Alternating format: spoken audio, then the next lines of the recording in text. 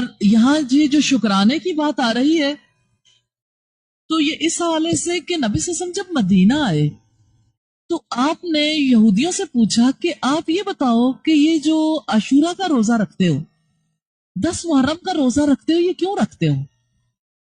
تو انہوں نے کہا اس وجہ سے کہ اس دن فرعون غرق ہوا تھا اور حضرت موسیٰ علیہ السلام شکرانے کا روزہ رکھتے تھے، تو آپ صلی اللہ علیہ وسلم نے فرمایا موسیٰ علیہ السلام سے موافقت کرنے کا حق ہمارا ہے، ہم زیادہ حق رکھتے ہیں کہ موسیٰ علیہ السلام کی موافقت کریں۔ تو آپ صلی اللہ علیہ وسلم عاشورہ کا روزہ رکھتے تھے، اور جب تک روزے فرض نہیں ہوئے تھے اس وقت تک مسلمان عاشورہ محرم کا روزہ فرض روزے کی طرح رکھتے تھے، اور سال کے 12 مہینوں میں ہر مہینے میں 3 روزے رکھا کرتے تھے۔ تو یوں یعنی عاشورہ محرم کا روزہ جو ہے آپ صلی اللہ علیہ وسلم فرض روزے سے پہلے رکھا کرتے تھے۔ اب جب روزے فرض ہو گئے تو اب عاشورہ کا روزہ کوئی رکھنا چاہے تو بہت فضیلت، اور اگر کوئی نہ رکھنا چاہے تو اس پر کوئی گناہ نہیں ہے، لیکن فضیلت والا روزہ ہے۔ تو اس لحاظ سے ہمیں پتہ چلتا ہے کہ عاشورہ محرم یعنی محرم کی جو 10 تاریخ ہے یہ خاص ہے، اللہ تعالیٰ نے حضرت موسیٰ علیہ السلام اور بنی اسرائیل پر بڑا رحم فرمایا تھا، کیونکہ اس دن فرعون ڈوبا تھا، غرق ہو گیا تھا۔ اس کا مطلب ہے کہ دن بڑا خاص، محرم کا مہینہ ایسا ہے جس کی بڑی فضیلت ہے، اور صرف ایک نبی کے حوالے سے نہیں بہت سے انبیاء کے حوالے سے۔ تو شکرانہ اس چیز پر ادا کیا جاتا ہے جو انعام ہو۔ جب دشمن کو اللہ تعالیٰ آنکھوں کے سامنے غرق کر دے، ختم کر دے، تو اس پر شکرانے کا روزہ رکھنا یہ حضرت موسیٰ علیہ السلام کا طریقہ تھا، جس کو آپ صلی اللہ علیہ وسلم نے بھی اختیار کیا، اور یقیناً باقیوں کو بھی اختیار کرنا چاہیے۔ محرم کے مہینے کی تیسری فضیلت ہے ہجرت کی ابتدا اسی مہینے سے ہوئی۔ اسلامی سال کو ہجری سال کہا جاتا ہے۔ ذوالحجہ میں ہجرت کے اسباب بنے اور محرم میں ہجرت کا آغاز ہو گیا۔ ہمارے لیے محرم تو بڑا ہی افضل مہینہ اس لحاظ سے کہ ہماری تاریخ کا روشن باب ہے، کیونکہ اللہ تعالیٰ نے اس ہجرت کے ساتھ اسلام کی زندگی کے اسباب پیدا کر دیے۔ جب تک مسلمان مکہ میں رہتے تھے اس وقت تک دبے ہوئے رہتے تھے، مغلوب تھے، اور ذوالحجہ کے یہی دن تھے جن دنوں میں ہجرت کا سلسلہ شروع ہو گیا تھا۔ ان دنوں میں آپ صلی اللہ علیہ وسلم نے ترتیب دے دیا تھا کون سا دستہ پہلے جائے گا، پہلے کون ہجرت کرے گا، پھر کون کرے گا، پھر کون۔ تو محرم تو ہجرت کی یادگار ہے، ہجرت رسول کی یادگار ہے۔ ہجرت ایسا عمل ہے جو اللہ تعالیٰ کو بے حد محبوب ہے۔ افضل اعمال میں سے، ایمان والے اعمال میں سے ہجرت اور جہاد 2 ایسے اعمال ہیں کہ ان جیسا کوئی عمل نہیں ہے۔ والذین ہاجروا وجاہدوا فی سبیل اللہ، وہ لوگ جنہوں نے ہجرت کی اور اللہ کی راہ میں جہاد کیا۔ تو یہ مہینہ تو ہجرتوں کا مہینہ ہے، اور آپ سوچیں یہ وہ مہینہ ہے جس میں نبی صلی اللہ علیہ وسلم مکہ سے نکلے تھے، یہ وہ مہینہ ہے جس میں آپ صلی اللہ علیہ وسلم نے مکہ چھوڑتے وقت یہ الفاظ کہے تھے کہ اے سرزمین مکہ، تو دنیا کی زمینوں میں مجھے سب سے زیادہ محبوب، سب سے زیادہ پیاری ہے، اگر مجھے یہاں کے رہنے والے نہ نکالتے تو میں یہاں سے کبھی نہ نکلتا۔ آپ صلی اللہ علیہ وسلم کے ساتھی کیسے ہجرت کر کے باری باری مدینہ پہنچ رہے تھے۔ تو یہ مہینہ تو قافلوں کی روانگی کا مہینہ ہے، یہ مہینہ ہماری مشترکہ یادگار ہے۔ ہم سب خون کا رشتہ نہیں رکھتے لیکن اسلام کا رشتہ رکھتے ہیں، اور یہ بھی اسلام کے رشتے کی یادگار ہے کہ اسلام کے لیے اس مہینے میں ہجرت ہوئی تھی۔ اس مہینے میں لوگوں نے اپنے گھر بار چھوڑے تھے، लोगों ने अपनी जायदादें छोड़ी, लोगों ने अपने चलते बिजनेस छोड़ दिए, लोगों ने अपने रिश्ते छोड़ दिए, सब कुछ अल्लाह के लिए छोड़ा था। ये महीना तो अल्लाह के लिए होने की याद है। इस महीने में करने वाला काम ये है कि अल्लाह की खातिर बाहर निकलें, अल्लाह ताला की खातिर रोजे रखें। इस महीने में इखलास बढ़ना चाहिए। और हकीकत यह है कि हिजरतों की याद हिजरतें करके ही मनाई जाती है। तो ये महीना तो नबी सल्लल्लाहु अलैहि वसल्लम की हिजरत की यादगार। और फिर हिजरत के हवाले से जैसे हमने देखा, इसी तरह से मुहर्रम के हवाले से शेख अब्दुल कादिर जीलानी, जिनको पीराने पीर कहा जाता है, अपनी किताब गुनियतुत तालिबीन में लिखते हैं कि 10 मुहर्रम को आशूरा इसलिए कहते हैं कि इसमें अल्लाह ताला ने 10 इनामात फरमाए। नूह अलैहिस्सलाम की कश्ती जूदी पहाड़ पर ठहरी, पहला इनाम है। अब सोचें कौन सा दौर था, नूह अलैहिस्सलाम का दौर। उस दौर में नूह अलैहिस्सलाम के लिए लोगों ने जीना कितना मुश्किल कर दिया था। अल्लाह ताला ने इस महीने को मुंतखब किया उस कौम से नजात देने के। इस महीने में वो सारे मुजरिम जिन्होंने नूह अलैहिस्सलाम की दावत को कबूल नहीं किया था, सब डुबो दिए गए, हत्ता कि नूह अलैहिस्सलाम का बेटा भी डुबो दिया था। और वो कश्ती जो चली थी ईमान वालों को लेकर, जूदी पहाड़ पर आकर टिकी थी इसी महीने में। अगर हम अपनी तारीख देखें तो अंबिया की दावत की जो तारीख है उसका आगाज नूह अलैहिस्सलाम से होता है। तो नूह अलैहिस्सलाम से ही मुहर्रम के खास इनामात का आगाज भी होता है। इसी तरह से यूनुस अलैहिस्सलाम मछली के पेट में गए तो पहले थे, मुहर्रम का महीना था जब मछली के पेट से निकले थे। ये महीना यूनुस अलैहिस्सलाम पर अल्लाह ताला के इनाम का महीना था। अब आप देखिए कि अल्लाह ताला की ये कितनी बड़ी रहमत थी। एक नबी जो अपनी कौम को अजाब आने से पहले छोड़कर निकल गया था, फिर अल्लाह ताला की तरफ से पकड़ हो गई, मछली ने उन्हें निगल लिया अल्लाह के हुक्म से। उस मछली के पेट में जिंदा रहना कितने अरसे तक, कितनी मुशक्कत थी। कैसे यूनुस अलैहिस्सलाम ने अपने रब से फरियाद की थी, ला इलाहा इल्ला अंता सुब्हानका इन्नी कुन्तु मिनज़ ज़ालिमीन। फिर इतनी दुआ की, इतनी तस्बीह की, लेकिन कबूलियत मुहर्रम के महीने में हुई। फिर इब्राहिम अलैहिस्सलाम का दौर आता है तो इब्राहिम अलैहिस्सलाम बचपन से ही तौहीद परस्त थे। बाप से झगड़ा तो बहुत पहले से चल रहा था। इब्राहिम अलैहिस्सलाम का नमरूद से मुकाबला हुआ, फिर फैसला हो गया इब्राहिम अलैहिस्सलाम को जला डालने का। मुहर्रम का महीना था जब इब्राहिम अलैहिस्सलाम को आग में डाल दिया गया। हाँ, ये मुहर्रम था जिसमें अल्लाह ताला ने फरमाया, कुलना या नारू कूनी बरदन व सलामुन अला इब्राहिम। हमने कहा है आग तू ठंडी हो जा और सलामती बन जा इब्राहिम के लिए। वो भी मुहर्रम का महीना था।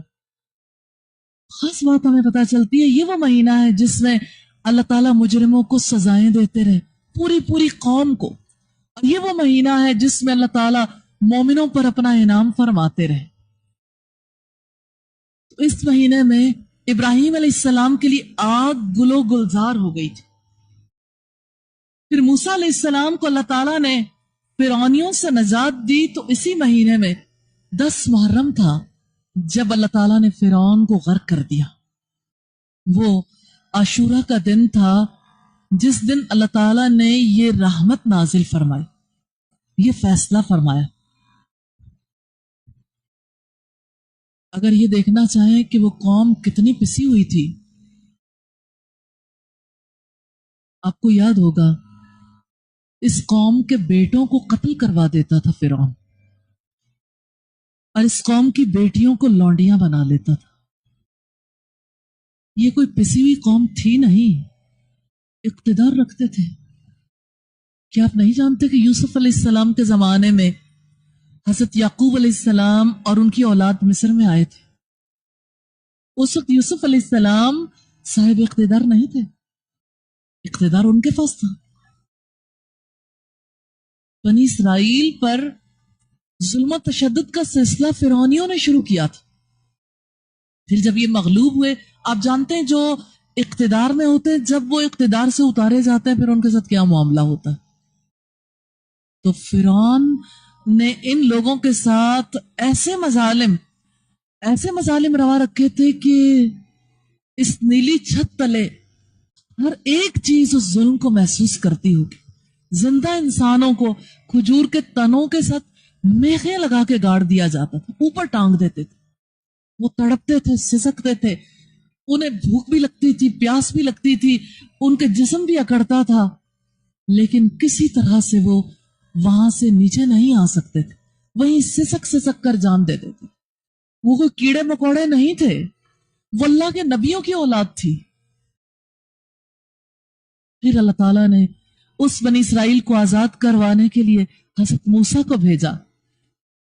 اذهب الى فرعون انه طغى، جاؤ فرعون کی طرف. اذهب الى فرعون انه طغى، جاؤ فرعون کی طرف، اس نے سرکشی کی ہے. موسیٰ علیہ السلام کا جو بنیادی مقصد تھا فرعون کے پاس جانے کا، اللہ تعالیٰ نے جس کے لیے حضرت موسیٰ علیہ السلام کا فریضہ عائد کیا تھا، جانتے ہیں کس مقام پر؟ یہ وہ مقام تھا جہاں آگ کے اندر ایک آواز سنائی دی حضرت موسیٰ کو، انی انا اللہ، بے شک میں اللہ ہوں. یعنی آگ کے اندر دیکھو، آگ کے اندر تو اللہ تعالیٰ ہے.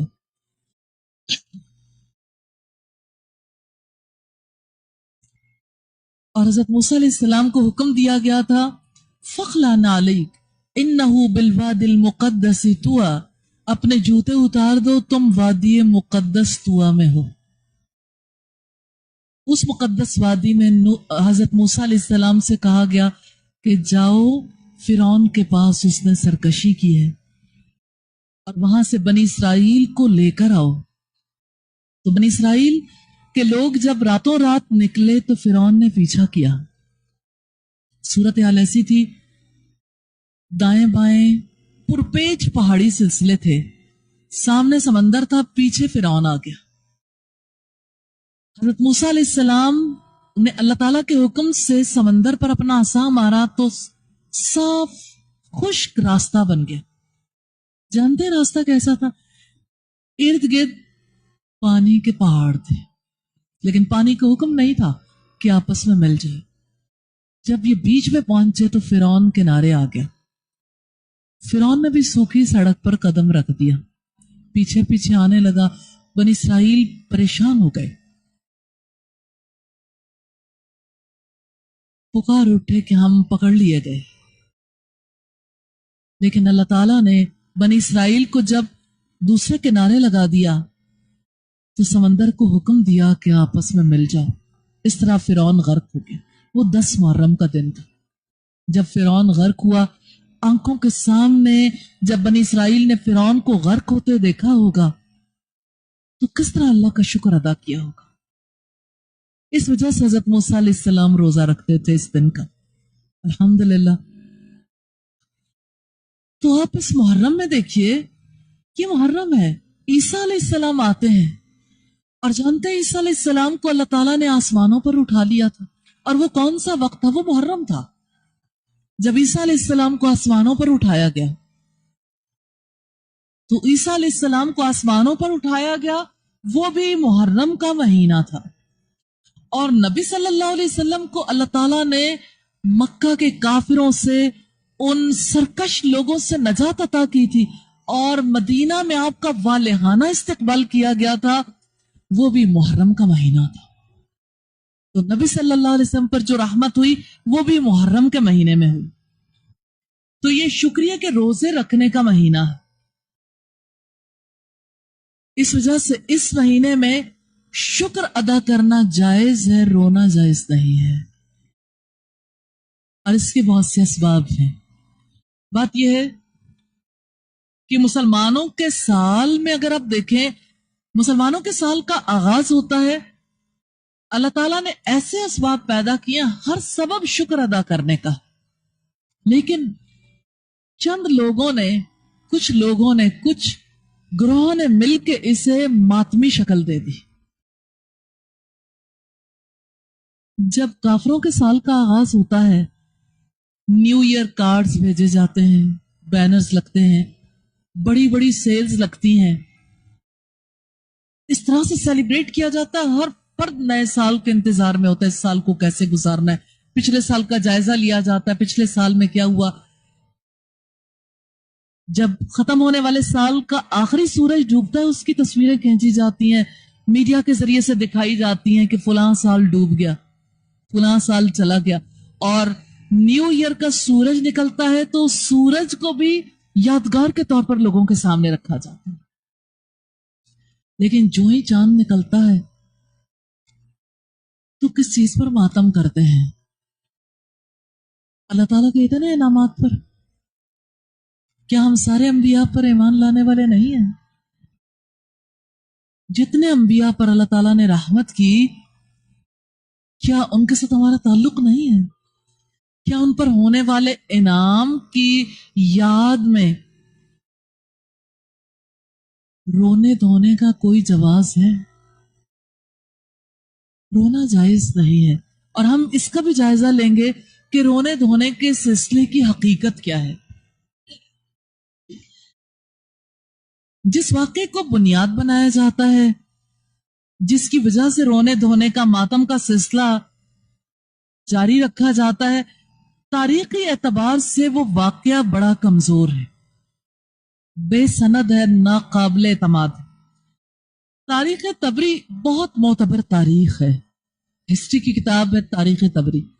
इब्ने जरीर तबरी, इतनी बड़ी हैसियत है उनके, सारे तस्लीम करते हैं, सारे फिरकों के लोग। इब्ने जरीर तबरी की तफसीर पहली तफसीर है, पहला बड़ा तफसीरी सिलसिला है। और इब्ने जरीर तबरी की ही तारीख है जिसे तारीख तबरी कहते हैं। तारीख तबरी की दो रिवायात मैं सामने रखना चाहती हूं। एक सफे की दो रिवायतें हैं। तारीख और जगह वाक़या करबला के हवाले से तारीख और जगह सही तौर पर साबित नहीं है। एक में तारीख 10 मुहर्रम है, इसी तारीख तबरी के एक सफे पर। एक रिवायत के मुताबिक वो नबी सल्लल्लाहु अलैहि वसल्लम का नवासा सईदना हुसैन अलैहिस्सलाम की शहादत का दिन 10 मुहर्रम का कहा जाता है और इलाका करबला का कहा जाता है। तो एक तारीख हमें मिलती है 10 मुहर्रम की और दूसरी में तारीख माह सफर की है, यानी तारीख ही वो नहीं है। कंफ्यूज कर दिया ना दो रिवायतों ने। एक में इलाका करबला है और दूसरे में इलाका नैनवा है। नैनवा भी वही करीब का इलाका है।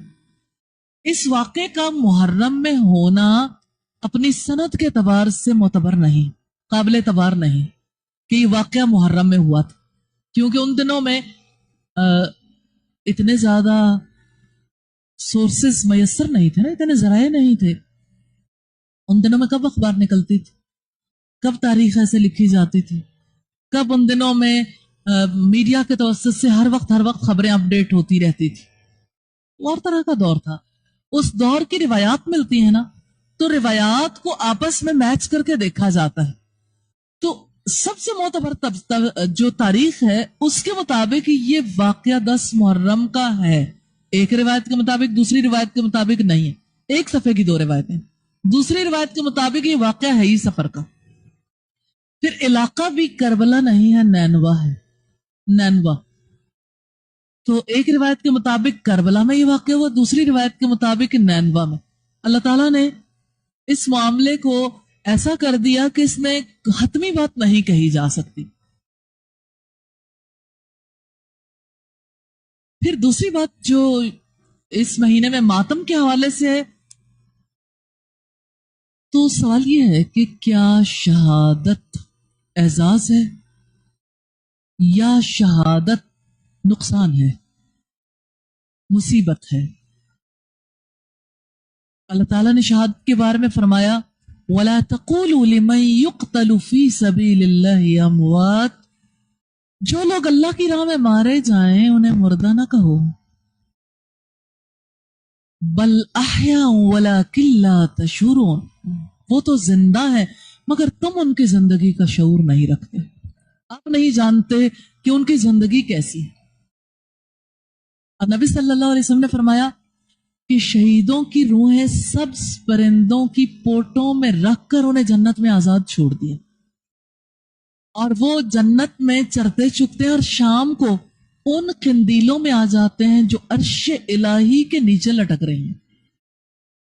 اب مجھے یہ بتائیں اس میں ماتم کرنے کا جواز کہاں سے نکلتا ہے؟ شہادت پر کیا ماتم کرنا جائز ہے؟ کیا کسی کی وفات عادت پر ماتم کرنا ایک درست عمل ہے؟ اول تو یہ ایسی بات نہیں ہے، تو یہ بتائیں سیدنا حسین علیہ السلام کے، حسین رضی اللہ تعالیٰ عنہ کے سگے بھائی سیدنا حسن، حضرت فاطمہ کے بیٹے سیدنا حسن رضی اللہ تعالیٰ عنہ کی شہادت پر پھر ماتم کیوں نہیں کیا جاتا؟ سیدنا علی بھی شہید ہوئے تھے، سیدنا علی کی شہادت پر ماتم کیوں نہیں کیا جاتا؟ سیدنا عمر رضی اللہ تعالیٰ عنہ بھی شہید ہوئے، ان کی شہادت پر ماتم کیوں نہیں کیا جاتا؟ سیدنا عثمان رضی اللہ تعالیٰ عنہ بھی شہید ہوئے تھے، ان کی شہادت پر ماتم کیوں نہیں ہوتا؟ پھر آپ دیکھیں کہ اسلام کے شہداء میں سیدنا جعفر طیار کس طرح سے ان کے دونوں بازو بھی کٹ گئے، ان کی شہادت پر ماتم کیوں نہیں کیا جاتا؟ ایک ہی خاندان کے لوگ ہیں نا۔ پھر سیدنا حمزہ رسول اللہ کے چچا، جن کی جب شہادت ہوئی تو ان کا جگر نکال کر ہند نے چبایا تھا، اور ان کے اعضاء کا معاملہ اتنا خراب ہو گیا تھا، اعضاء کاٹے گئے تھے کہ آپ صلی اللہ علیہ وسلم نے دیکھا کہ آپ کی پھوپھی صفیہ چلی آ رہی ہیں جو سیدنا حمزہ کی بہن تھی، تو آپ نے کہا انہیں روکو، یہ اپنے بھائی کا چہرہ دیکھ کر برداشت نہیں کر سکیں گے، ایسی حالت نہیں دیکھ سکیں گے۔ اس پر سیدہ صفیہ نے کہا رضی اللہ تعالی عنہ کہ قیامت کے دن بہنیں اپنے بھائیوں کے کٹے ہوئے سر لے کر آئیں گی اپنے رب کے سامنے، شہید بھائیوں کے سر اپنے رب کے سامنے لے کر آئیں گی، اور میں اپنے بھائی کا ایک ایک عضو لے کر اپنے رب کے سامنے جاؤں گی، مجھے مت روکو، میں تو مبارکباد دینے آئی ہوں کہ انہیں تو اللہ تعالیٰ نے قبول کیا ہے۔ اگر شہادت پر ماتم ہو تو ہمارے ہاں تو شہداء کی ایک طویل فہرست ہے جو ختم ہی ہونے والی نہیں ہے، اور ہر دور میں شہید ہونے والوں کی تمناؤں کو دیکھیں، اتنی بڑی تعداد پر اگر ماتم ہو تو ہر وقت ماتم ہی کرتے رہیں۔ تو یہ پہلی بات، اس بات کو ضرور پیش نظر رکھیں کہ نبی صلی اللہ علیہ وسلم نے سیدنا حسن کے بارے میں کہا تھا کہ میرا یہ بیٹا سردار ہوگا اور مسلمانوں کے دو گروہوں میں صلح کروائے گا، سیدنا حسن کو اور سیدنا حسین رضی اللہ تعالی عنہما کو نبی صلی اللہ علیہ وسلم نے جنت کے نوجوانوں کا سردار کہا۔ دونوں کا رتبہ تو ایک ہی جیسا ہے، ایک پر ماتم کرتے ہو دوسرے پر کیوں نہیں کرتے ہیں؟ اگر ماتم کرنا درست ہے، اول تو اس حوالے سے ہمیں دیکھنے کی ضرورت ہے کہ ماتم کی دین میں کیا حیثیت۔ میں سمجھتی ہوں کہ نوحہ اور ماتم کے حوالے سے فقہ جعفریہ کو بھی دیکھنے کی ضرورت ہے کہ فقہ جعفریہ میں اس کے بارے میں کیا کہا گیا۔